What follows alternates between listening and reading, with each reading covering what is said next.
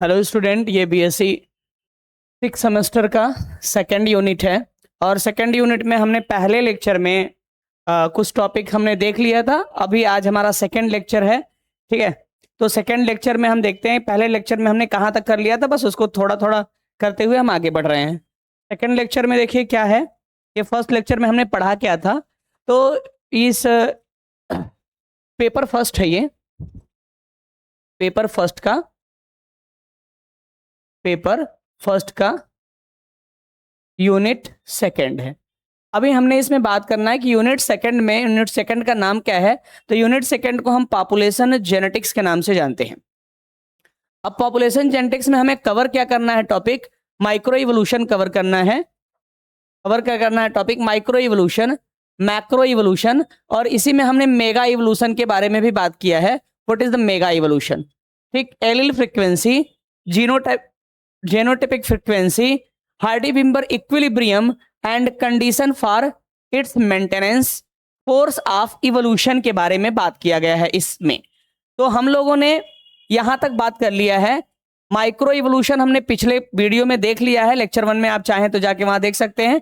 Macro evolution भी हमने देख लिया है, मेगा इवोल्यूशन भी हमने देख लिया है। आज हमें allele frequency, genotype frequency, Hardy Weinberg equilibrium and condition for its maintenance, ये हमें देखना है। उसके बाद हम फोर्स ऑफ इवोल्यूशन देखेंगे इस लेक्चर में। उसके बाद नेक्स्ट यूनिट यानी तीसरी यूनिट पे भी हम आज ही बात करेंगे। चलते हैं, देखते हैं। ये माइक्रो इवोल्यूशन में हमने बात कर लिया था कि माइक्रो इवोल्यूशन ऐसा इवोल्यूशन जो किसी पॉपुलेशन में एक छोटे से लेवल पे होगा, एक थोड़ा मोड़ा कोई परिवर्तन करेगा, हल्का फुल्का परिवर्तन करेगा, इवोल्यूशनरी चेंज करेगा। और अगर ऐसा होता है तो उस तरह के वो हम माइक्रो इवोल्यूशन कहते हैं। आगे हम बात कर लेते हैं माइक्रो इवोल्यूशन के क्या क्या फैक्टर होते हैं। तो म्यूटेशन होता है, वेरिएशन होता है, रिकॉम्बिनेशन होता है, उसके बाद में नेचुरल सिलेक्शन होता है, जेनेटिक ड्रिफ्ट होता है। आगे हम बात कर लेते हैं टाइप की, देखेंगे तो टाइप को कहते हैं सक्सेशनल मैनर में होता है और डाइवर्जेंट मैनर में होता है। सक्सेशनल मैनर जो होगा वो डायरेक्शनल होगा, हमने पिछले वीडियो में डायरेक्शनल के बारे में बात कर लिया है। और दूसरी बात करते हैं हम लोग डाइवर्जेंट जो होगा वो डाइवर्जेंट जो होगा वो एडॉप्टिव रेडिएशन की तरह होगा। एडॉप्टिव रेडिएशन इसका एग्जांपल है। डाइवर्जेंट का मतलब किसी एक पॉपुलेशन से लोग अलग अलग जगहों पे जाके डेवलप हो जाएं और वहां के हैबिटाट के हिसाब से अपने अंदर मॉडिफिकेशन परिवर्तन करें, और जो इवोल्यूशनरी चेंज होगा वो भी माइक्रो इवोल्यूशन के अंतर्गत ही कंसीडर किया जाएगा। हम आगे बात करते हैं मैक्रो इवोल्यूशन, ऐसा इवोल्यूशन जो बड़े लेवल पे होता है, बड़े लेवल पे होता है। और बड़े लेवल में होने के कारण क्या कह सकते हैं इसको, the macro evolution occur in macro mutation, बड़े म्यूटेशन के द्वारा होता है ये, यानी म्यूटेशन लार्ज स्केल पे होगा, ठीक। और इसमें एग्जांपल के तौर पे देखेंगे तो ह्यूमन का डेवलपमेंट किससे होना है, ह्यूमन का डेवलपमेंट ऐप से ना। ऐप में कौन कौन आ जाते हैं, ओरंगुटान, चिंपैंजी, गोरिल्ला, ठीक है ना। ओरंगुटान आ जाता है, चिंपैंजी आते हैं, गोरिल्ला आ जाते हैं। ये सब ऐप हैं जो हमारे एंसेस्टर कहे जाते हैं। तो इनसे ह्यूमन का डेवलपमेंट, यानी ह्यूमन का डेवलपमेंट ऐप से हो जाए, ये एक तरह का मैक्रो इवोल्यूशन है। बर्ड की ओरिजिन हो जाए डायनासोर से, ये एक तरह का मैक्रो इवोल्यूशन है। Development of antibiotic resistant bacteria, Darwin finches के बारे में हमने पिछले क्लास में इसके बारे में बात किया है, आप वहां से एक बार इसको देख लेंगे। मेगा इवोल्यूशन एज ये माइक्रो इवोल्यूशन से बड़े लेवल पे होगा। यहाँ पे नए स्पीसीज को तो छोड़ दिया जाए, नई प्रजाति बन जाती है, नए फाइलम बन जाते हैं। और या कह सकते हैं कि यहाँ पे नए टाइप के बायोलॉजिकल ऑर्गेनिज्म का निर्माण होता है। तो इस तरह के इवोल्यूशन को हम लोग मेगा इवोल्यूशन कहते हैं। यहाँ नए ग्रुप के एनिमल या नए फाइलम का निर्माण हो जाता है, तो इसको हम लोग क्या कहते हैं, मेगा इवोल्यूशन के अंतर्गत कंसिडराइज करते हैं। यूकैरियोट की ओरिजिन, यानी ओरिजिन ऑफ यूकैरियोट एग्जांपल है किससे, प्रोकैरियोट से यूकैरियोट का बनना एक तरह का मेगा इवोल्यूशन कहा जाता है। Evolution of vertebrate from invertebrate से वर्टिब्रेट का डेवलपमेंट होना, यह भी क्या कहा जाता है, मेगा इवोल्यूशन के अंतर्गत कंसिडराइज किया जाता है।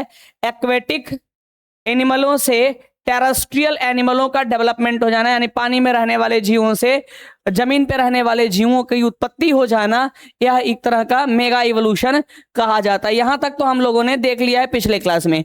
अब हम बात करते हैं एलील फ्रीक्वेंसी, या इसी को हम जीन फ्रीक्वेंसी कहते हैं। अब ये एलील फ्रीक्वेंसी और जीन फ्रीक्वेंसी क्या होती है इसके बारे में देखते हैं।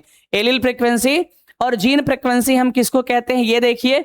तो उससे पहले हम जीन किसे कहते हैं या एलील किसे कहते हैं। अगर हम मॉलिक्यूलर बायोलॉजी में देखते हैं तो जीन हम फ्रैगमेंट ऑफ डीएनए को कहते हैं। डीएनए का एक फ्रैगमेंट जो प्रोटीन का निर्माण कर रहा हो वो जीन होता है, उसको हम जीन के अंतर्गत कंसीडर करते हैं। लेकिन हम यहाँ पे जेनेटिक्स में जीन किसको कहते हैं, तो जिनके पास स्पेसिफिक कैरेक्टर्स पाए जाते हैं वो हमारे जीन होते हैं। Micromolecular substance which have specific character, वो जीन कहे जाते हैं। हम जीन को डिनोट कैसे करते हैं, the paired form like this type of capital T, capital R, small R, small T, small T, ये हमारे जीन्स हैं। इनको हम जीन के अंतर्गत कंसिडराइज करते हैं। ठीक है, अब इन जीनों में ये जो दिखाई दे रहे हैं, एक मिनट, तो कैपिटल आर, स्मॉल आर, ये आपके जीन हैं, इनको हम जीन कहेंगे। ठीक है भैया, इनको भी हम जीन कहेंगे। ये भी आपके जीन हैं, कुल मिला दिए गए हैं तो ये आपके क्या हैं, जीन हैं। ठीक है, ये जीन हैं। अब हमारी बातों को समझिएगा। अब ऐसे भी हो सकता है कि capital T, small T, capital R, small R, ये भी आपके क्या हैं, जीन हैं। अब तो जीन अगर ये हैं तो इन जीनों को हम कहेंगे क्या और कैसे समझेंगे, तो इसको समझने के लिए थोड़ा सा ये देखिएगा। जैसे मान लीजिए कैपिटल टी है, ठीक है ना, यहां कैपिटल टी, स्मॉल टी है, ठीक है, यहां स्मॉल टी है। तो किसी एक कैरेक्टर के 3 जीन हो सकते हैं, मतलब एक कैरेक्टर, और ये कैरेक्टर क्या है, कैरेक्टर है टॉल। कैरेक्टर क्या है, टॉल। टॉल के 3 जीन हैं ये। अब टॉल में 2 ट्रेट हो सकते हैं, टॉल में 2 ट्रेट हो सकते हैं। एक होगा लॉन्ग, ठीक है, और एक होगा ड्वार्फ। एक लॉन्ग होगा, एक होगा ड्वार्फ। ठीक है, अब ये देखिएगा इनके जीन्स कौन कौन से हो सकते हैं। ये हो गया आपका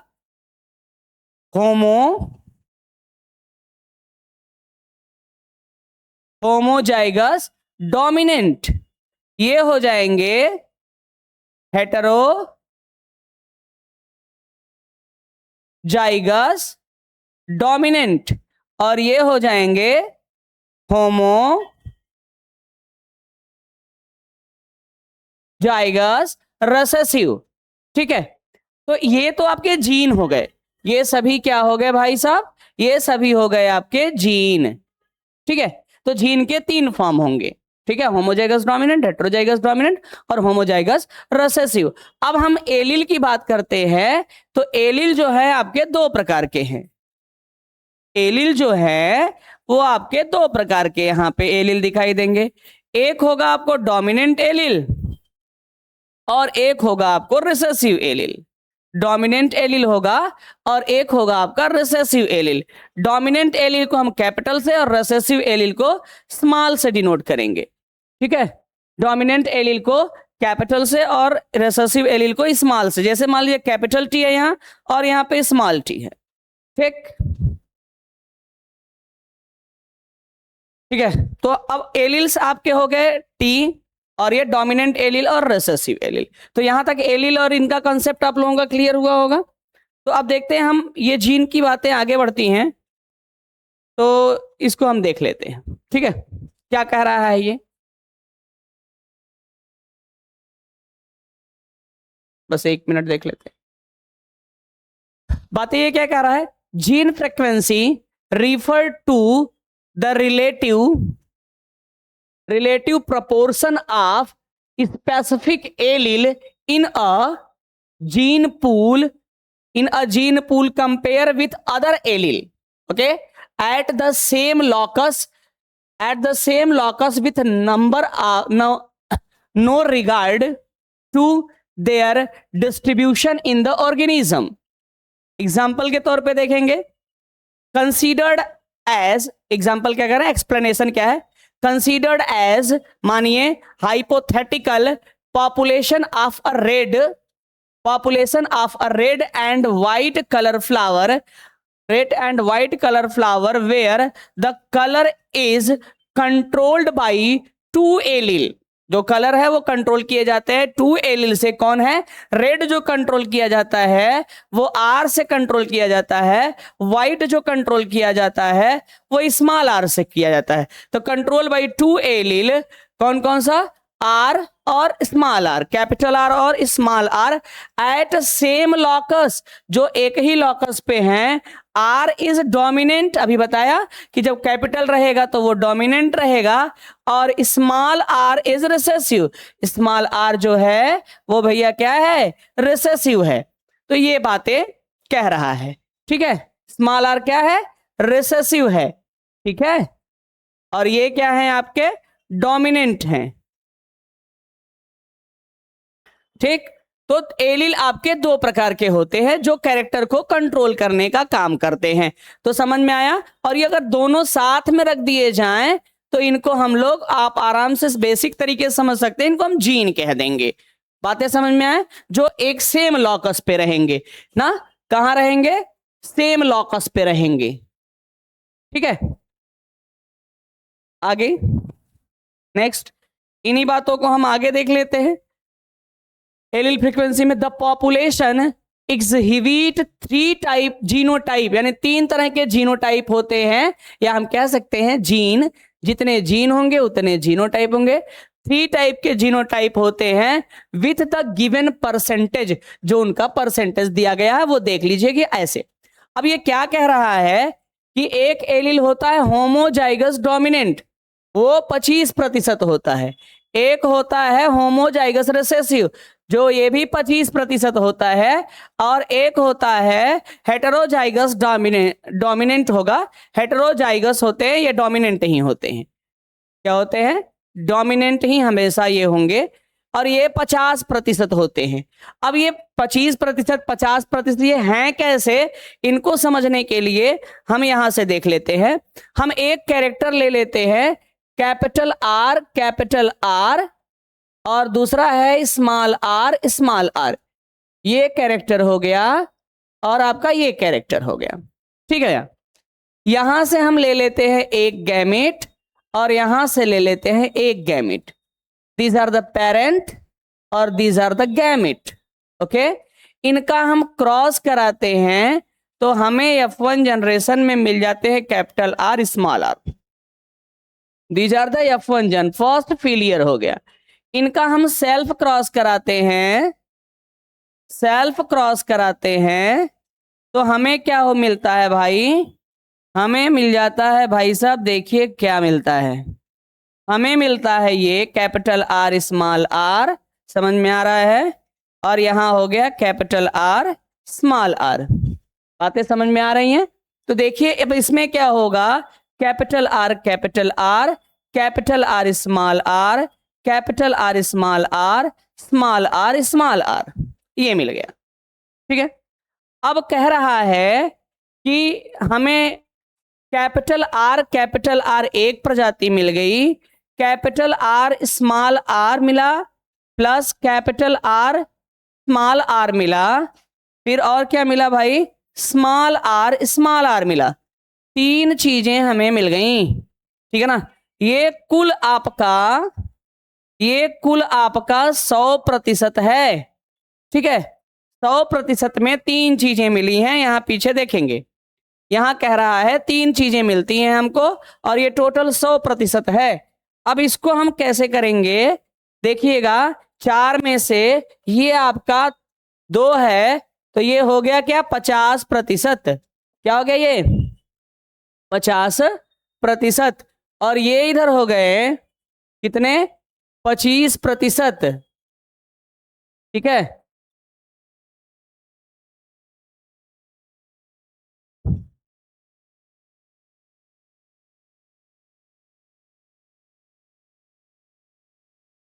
ठीक है, और यहां पे ये भी हो गए आपके 25%।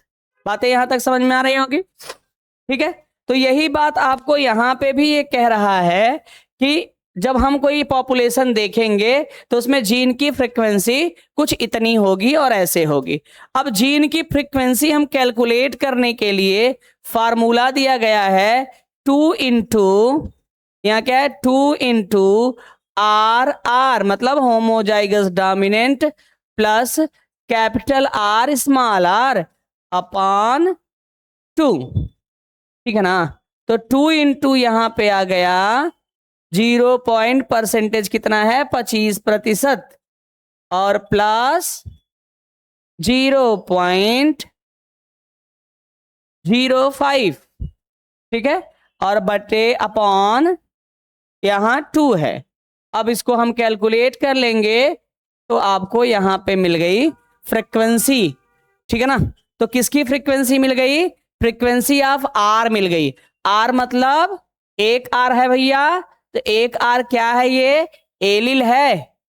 ठीक है, एक आर एलिल है, एक एलिल की फ्रीक्वेंसी आपको मिल गई। तो यहां कह रहा है similarly the frequency of small R also 0.5 ना, स्मॉल आर की भी फ्रीक्वेंसी कितनी हो जाएगी? 0.5। कैपिटल आर की भी फ्रीक्वेंसी कितनी हो जाएगी? 0.5, क्योंकि हम एक ही एलिल में तो हम या तो कैपिटल आर है और स्मॉल आर है, इसके अलावा तो और कुछ नहीं, या तो रहेगा कैपिटल टी तो स्मॉल टी रहेगा, इसके अलावा तो कुछ रहेगा ना भैया।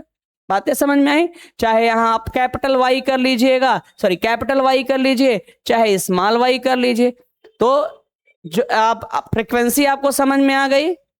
ठीक है, आप इसको कैलकुलेट कर सकते हैं। ओके, वही जो पीछे हमने बात कहा था उसी बातों को यहां पे फिर से वापस कहा गया है। हम आगे बढ़ते हैं, चलिए। अब 1 मिनट अगर आप इसको चाहें तो स्क्रीनशॉट कर लीजिएगा। ठीक है, इसको स्क्रीनशॉट करना चाहेंगे तो कर लीजिएगा, और इसको भी स्क्रीनशॉट चाहें तो कर लीजिएगा एक बार समझने के लिए। ठीक, आगे चलते हैं। अब हम बात कर रहे हैं calculation of gene frequency in a population genetics. हमने एलिल फ्रीक्वेंसी देखी, अब जीन की फ्रीक्वेंसी को हम कैसे कैलकुलेट करते हैं किसी पॉपुलेशन में। तो देखिएगा, the total number of individual, individual के कुल नंबर क्या हैं? ये n है। Total number of allele for a gene ना, ए और ए हो सकता है, कैपिटल ए स्मॉल ए हो सकता है, एक जीन में कुल एलिल ये हो सकते हैं, तो इनको इंडिकेट करते हैं 2n से। ठीक है, अगर हेट्रोजाइगस है तब। और total number of homozygous dominant allele अगर है तो हम कैपिटल ए से करते हैं और इसको डिनोट करते हैं कैपिटल डी से। ठीक है भैया, आगे total number of homozygous recessive अगर है तो स्मॉल रहेगा, आप भी जानते हैं, ये स्मॉल से और डिनोट करते हैं आर से। ठीक है, अब बात करते हैं टोटल नंबर ऑफ हेटेरोजाइगस अगर इंडिविजुअल है तो ये आपका एच से, ये स्मॉल ए स्मॉल ए। अगर फॉर्मूले की बात करते हैं तो फॉर्मूला इनका क्या है?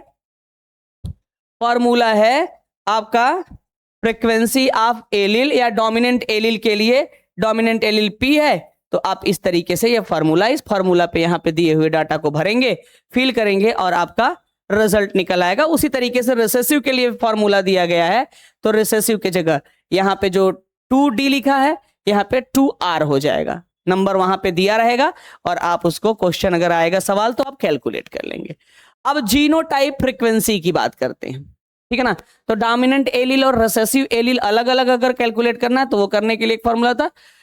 जीनोटाइप फ्रीक्वेंसी के बारे में देखते हैं। Genotype frequency refer to total number of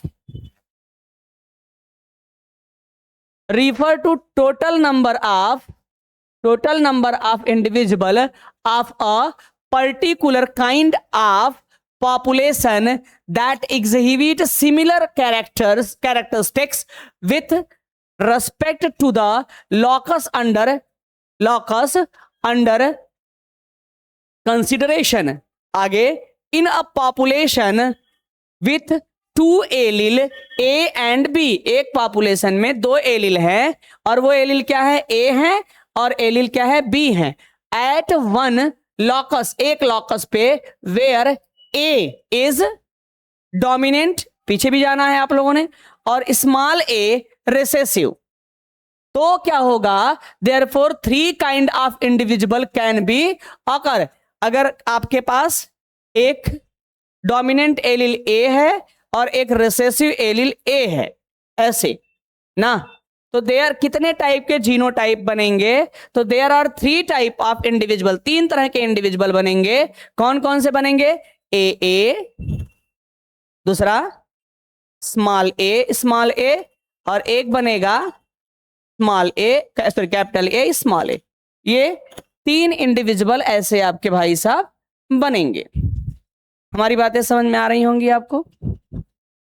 अब अगर 3 इंडिविजुअल बन रहे हैं तो इनको हम कहेंगे क्या, अगर कैपिटल ए है तो homozygous dominant, capital A small A है तो हेट्रोजाइगस डोमिनेंट, होमोजाइगस रिसेसिव की बात करेंगे हम, ठीक है। अब इनको हम फ्रीक्वेंसीज के फॉर्म में लिखना है, तो if n number of total individual है in the population, D dominant है, ये हम पिछली वाली बात है, एच हेट्रोजाइगस डोमिनेंट है, और आर होमोजाइगस रिसेसिव है, ठीक है। चलो आगे। अब इनको हम फ्रीक्वेंसीज के फॉर्म में लिखना है, तो क्या लिखेंगे, जैसे इनकी फ्रीक्वेंसी का फॉर्मूला देखना है, तो frequency of dominant homozygous dominant, क्यों जीन की बात कर रहे हैं तो जीन की बात करेंगे, तो होमोजाइगस डोमिनेंट का फार्मूला ये, सॉरी, होमोजाइगस डोमिनेंट के फार्मूलाज ये होंगे,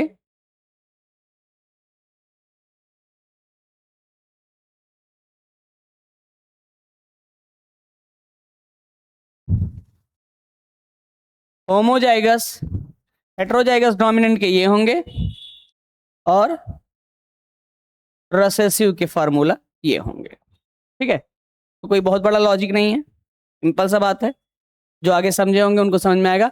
अब बात करेंगे हार्डी-विम्बर्ग लॉ। अब ये हार्डी-विम्बर्ग लॉ क्या है भाई साहब, ये क्या है, the mathematical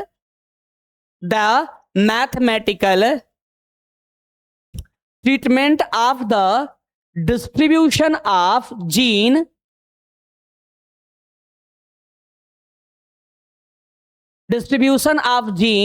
and genotype frequency in a population was developed in 1929 to 1930 mainly by A.R. Fisher and J.B. Haldane। आगे, बट लेकिन उन बातों को फंडामेंटली किसने प्रूव किया था, but most fundamental idea of population genetics was given by G.H. Hardy and W. Weinberg in 1908 यानी 1908 में। आगे, it is also known as Hardy Weinberg equation. तो हार्डी अलग है, बिम्बर्ग अलग है, ये भी जानते रहे भाई। हार्डी जो थे वो मैथमेटिशियन है, और ये W. बिम्बर्ग जो हैं वो फिजिशियंस हैं। आगे, द लॉ इज द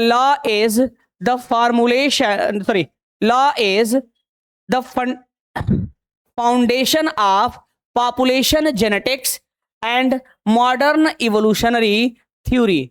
इनके जो लॉ थे, और अब हार्डी बिम्बर लॉ क्या था, हार्डी बिम्बर के इक्वेशंस क्या थे, p square plus q square plus 2pq is equal to 1 था। ये हार्डी बिम्बर के इक्वेशंस थे। अब इन्होंने बताया कि किसी पॉपुलेशन में अगर उस पॉपुलेशन का हम जीनोटाइप देखते हैं या जीनोटाइपिक फ्रीक्वेंसीज देखते हैं, अगर वो इस फॉर्मूला को फॉलो करता है तो उस वहां पे कोई भी इवोल्यूशनरी चेंज नहीं हुआ है। अगर इनमें परिवर्तन हो जाता है तो इवोल्यूशनरी चेंज हुआ है, अगर नहीं होता है तो इवोल्यूशनरी चेंज नहीं हुआ है। अब ये क्या कह रहा है, इनको समझना है। ये फॉर्मूला आया कहां से, थोड़ा इसको देख लेते हैं, फिर उसके बाद हम फॉर्मूले को दिखाते हैं कहां से आया है। आगे, the genetic equilibrium is defined as the relative frequencies of various kind of gene, याद रखना, वेरियस काइंड ऑफ जीन या alleles in a large random mating क्या है, एक सेक्सुअल बिहेवियर है, mating population remain constant from generation to generation in absence of other evolutionary influence such as mutation, natural selection and gene flow. Concept को समझिएगा। कह रहा है ये कि हार्डी-बिम्बर इक्वेशन क्या है, ये है हार्डी-बिम्बर का equation, P square plus Q square plus 2pq या P square 2pq and Q square भी कह सकते हैं, ये इज इक्वल टू 1। तो ये कह रहा है, क्या कह रहा है कि यह हार्डी-बिम्बर इक्वेशन रिमेन कांस्टेंट, यह हमेशा कांस्टेंट रहेगा और कांस्टेंट रहेगा जनरेशन टू जनरेशन। तो इसका मतलब है कि इवोल्यूशनरी चेंज नहीं होगा। और कांस्टेंट कब हो रहेगा, कांस्टेंट कब रहेगा, जब अब्सेंस होगा किसका, इवोल्यूशनरी इन्फ्लुएंसेस या evolutionary forces, force of evolution absent रहेगा। तो ये जो फॉर्मूला है वो नहीं बदलेगा। अगर इवोल्यूशनरी फोर्सेस लगेंगे तो ये फॉर्मूला बदल जाएगा।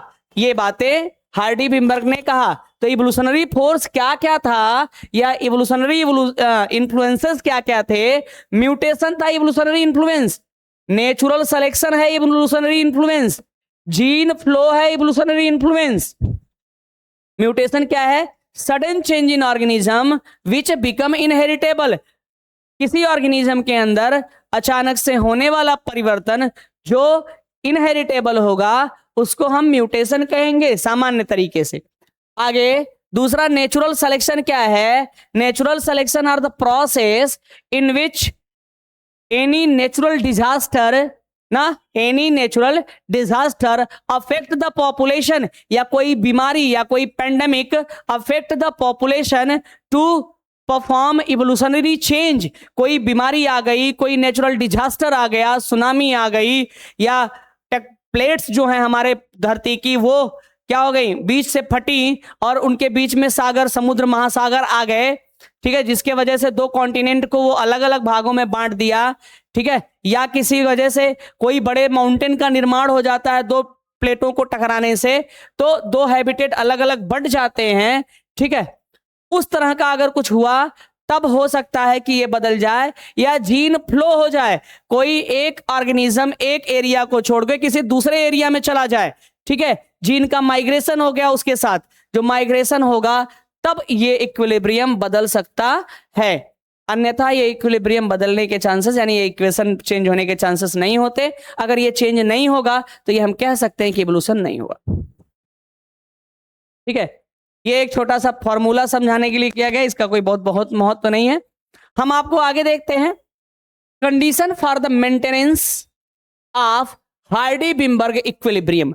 कौन कौन से कंडीशन हैं जो हार्डी-बिम्बर इक्विलिब्रियम को मेंटेन करते हैं, भाई समझना है, क्योंकि ऐसे कौन कौन से इक्विलिब्रियम होंगे जो हार्डी-बिम्बर्ग इक्वेशन को मेंटेन करते हैं, हार्डी-बिम्बर इक्विलिब्रियम को मेंटेन करते हैं, ठीक है। तो हम बताएं ना कि हार्डी-बिम्बर अगर सब कुछ नॉर्मल हो रहा है तो हार्डी-बिम्बर इक्वेशन वही रहेगा, लेकिन चेंज कौन करेगा, चेंज कैसे होगा, म्यूटेशन की वजह से, ठीक है ना। तो ये कह रहा है कि कंडीशन कौन है जो मेंटेन करता है, मेंटेन का मतलब रिमेन कांस्टेंट रखता है, रिमेन कांस्टेंट रखता है।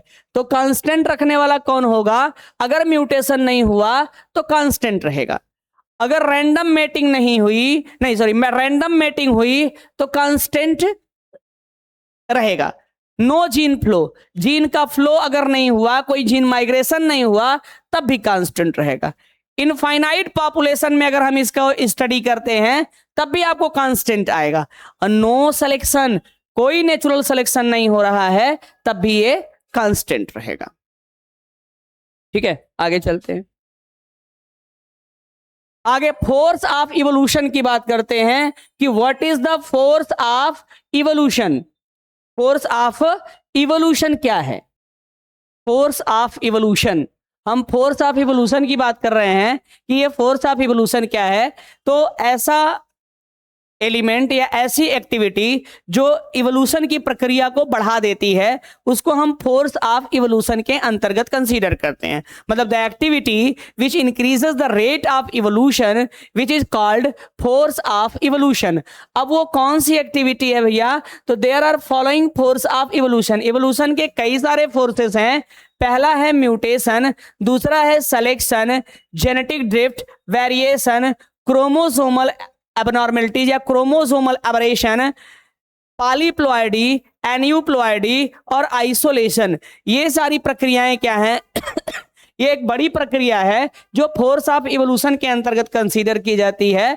अगर आपको इनको डिटेल में पढ़ना होगा तो हमारे एमएससी 4 सेमेस्टर का जो हमने वीडियो अपलोड किया है उसमें आप इसको डिटेल में पढ़ सकते हैं। ठीक है, लेकिन आपको इनकी जरूरत नहीं है डिटेल में, तो इसलिए हमने थोड़े थोड़े फॉर्म में, दो छोटे छोटे फॉर्मों में इनको हमने दिया है। तो देख लेते हैं क्या म्यूटेशन। म्यूटेशन क्या है? The term mutation is coined by Hugo debris. Hugo debris ने म्यूटेशन को दिया, टर्म म्यूटेशन दिया और म्यूटेशन के ऊपर काम किया। और एक प्लांट पे काम किया था इन्होंने जिसका नाम था ओइनोथेरा लैमार्कियाना। ठीक है, ओइनोथेरा लैमार्कियाना पे इन्होंने काम किया था, जिसको इवनिंग प्रिमरोज भी कहते हैं। इवनिंग प्रिमरोज कहते हैं और उसका साइंटिफिक नाम है ओइनोथेरा लैमार्कियाना। इसमें क्या कहते हैं? Mutation is any heritable change, any heritable change in genetic makeup of an indivisible other than that which may caused by similar recombination of gene। ठीक है, यानी किसी ऑर्गेनिज्म के अंदर होने वाला हेरिडिटरी चेंज जो है, ठीक है, हेरिडिटरी चेंज जो अचानक से हो या किसी एलिमेंट के फोर्स के द्वारा हो जाता है, उसको हम लोग क्या कहते हैं? म्यूटेशन। जो म्यूटेशन कॉज करता है उसको हम म्यूटाजन कहते हैं।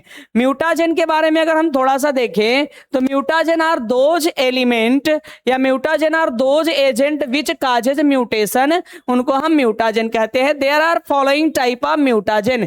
म्यूटाजन कई प्रकार के हैं। पहला है फिजिकल म्यूटाजन, एग्जाम्पल होगा x ray, beta ray, gamma rays, neutron, proton, UV rays, cosmic rays. आगे बात करते हैं केमिकल म्यूटाजन। केमिकल म्यूटाजन क्या होता है? फॉर्मेल्डिहाइड, यूरेथीन, ट्राई एजेनिक डिहाइड, आगे कैफीन, फिनॉल,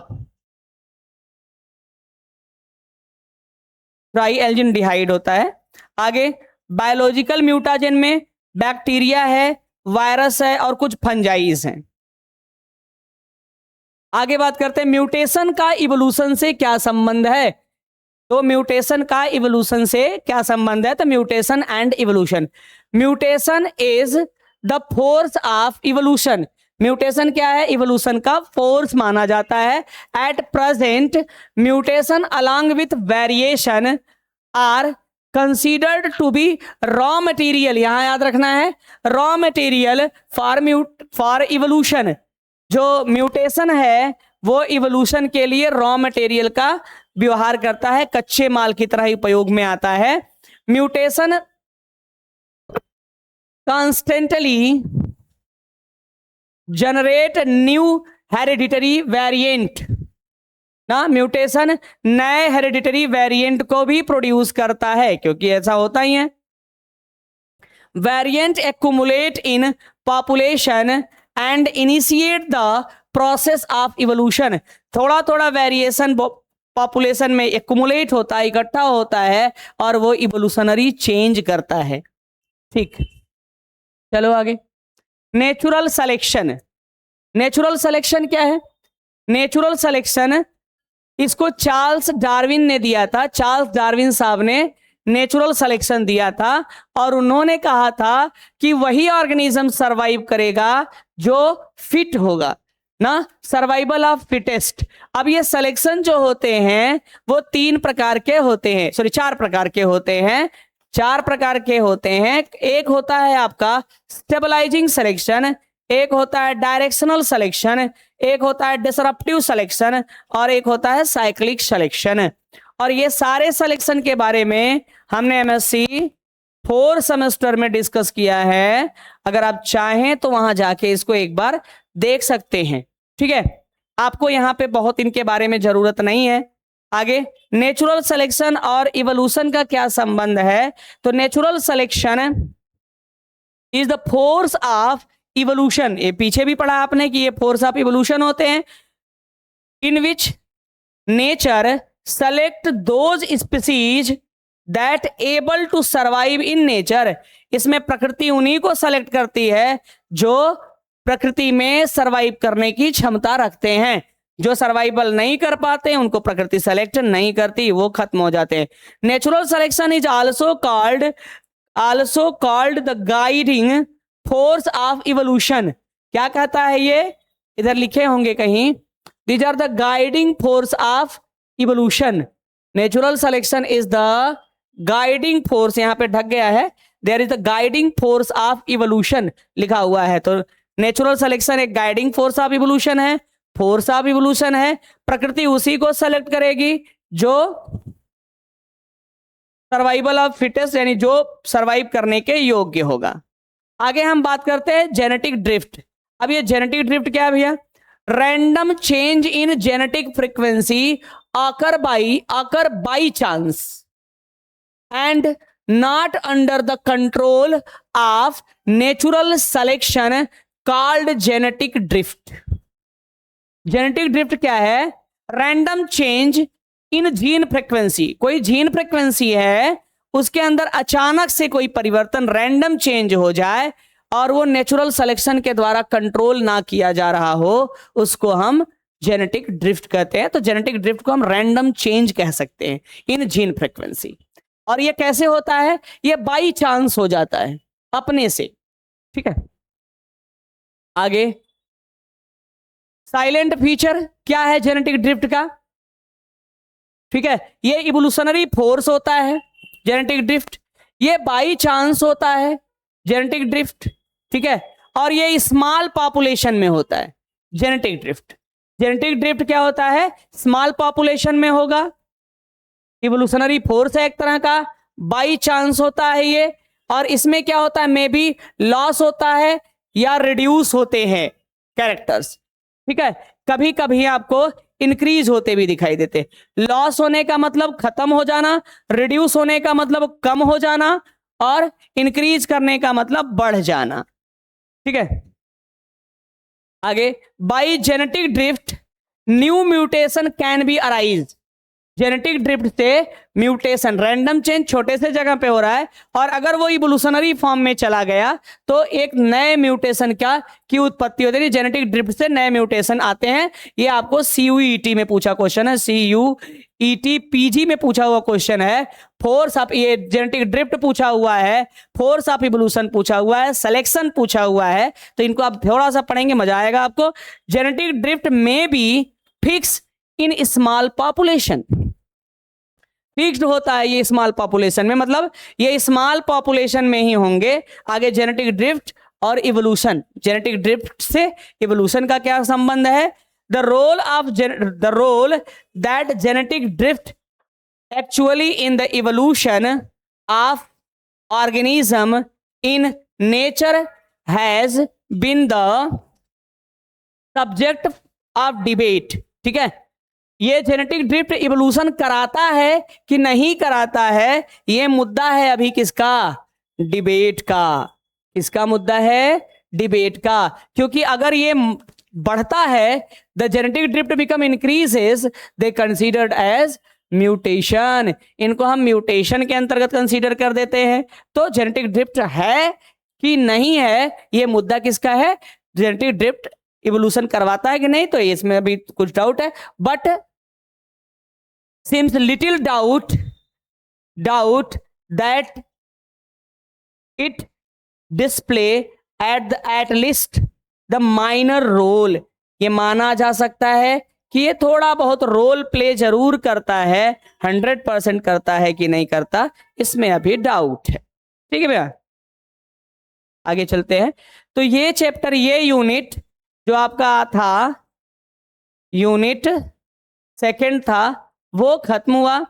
और अब यूनिट सेकंड के बाद हम यूनिट थर्ड की बात करेंगे। अब यूनिट थर्ड नेक्स्ट क्लास में देखेंगे। धन्यवाद।